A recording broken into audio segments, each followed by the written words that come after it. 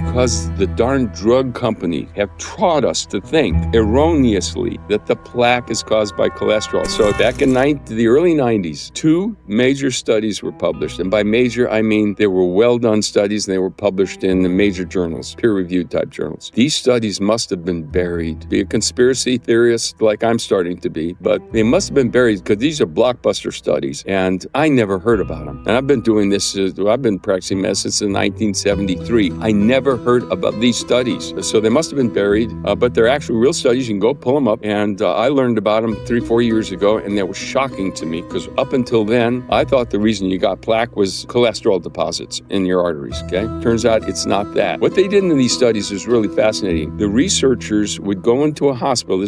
There's 2 separate studies, 2 separate researcher units, but the studies were basically the same. These guys went in the hospital and said, I want to do autopsies on all the people that die from coronary artery disease here. And so I want to see what their kidneys are doing. I want to see what their liver's doing, blah, blah, blah. They published the results of the studies, and you can go in there and you can find out, what was the liver like of a person that just died from a heart attack and so forth. But one of the things they did was they analyzed what was in the plaque that killed these people. Guess what? In every single case they looked at, both studies, every single case, guess what wasn't in the plaque? Not one molecule of esterified cholesterol. There were free cholesterol crystals in the plaque, but there was no esterified cholesterol. Now you're sitting there thinking, esterified, what does that mean? What's that got to do with anything? Here's what it's got to do with. The cholesterol that's in your bloodstream that they give you these drugs to lower, that so-called bad LDL cholesterol, that bad stuff, okay? That's esterified cholesterol.